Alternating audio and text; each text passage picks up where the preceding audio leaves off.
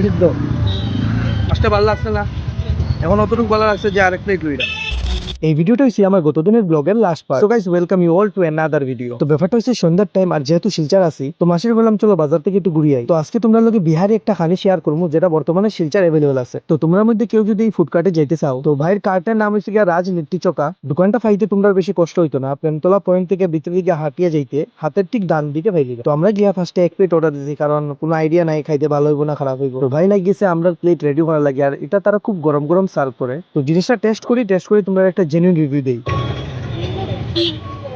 দাদা একটু ডিফারেন্ট, আমরা ঘরের রুটি আর আলু সিদ্ধর মতো লাগে। তারপরে মাসির কইলাম তুমি খাইয়া কো তোমার কেমন লাগে, আর তার রিয়েকশনটা একদম দেখার মতন আছিল। আলু সিদ্ধ দানকে কইছি করো যে আলু সিদ্ধ খাইয়া কি তাও লিট্টি চোকা তো এসে গিয়া তোমার আলুর চোকা যেটা ওটা দিয়ে না খাইতাম।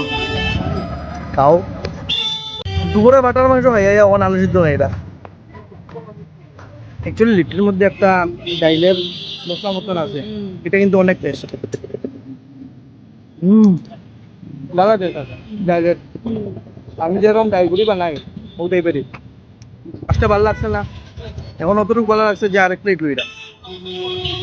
তো ফার্স্ট বাইটটা আমার অ্যাকচুয়ালি একদম এভারেজ লাগছিল, নর্মাল লাগছিল, কিন্তু তারপরে এটার ভিতরে যে একটা ডাইলের মশলা এটা একদম আমার মন জুড়ে গেছে। এটা অনেক লাইট একটা ডিশ, আর অয়েলি তো একদম ফিল হইছে না। আর এটা হইছে কি এই ডাইলের মশলাটা যেটার কথা আমি কইতে আসলাম, আর এই দুইটার কম্বিনেশনে লিট্টিটা বানানিও সত্যি কথা বলতে আমি একদম ফ্যান হয়ে গেছি। আমি নেক্সট টাইম শিলচর গেলেই লিট্টি চোখা আরেকবার খাইনি। তবে আমার মতে তার চোখাটা আরো একটু বেটার হইতে পারতো। তারপর আমরা লাগলাম একটু কেনাকাটা করার। আজকের ভিডিও এতটুকুই, দেখা হবো নেক্সট ভিডিওতে। Thank you so much for watching.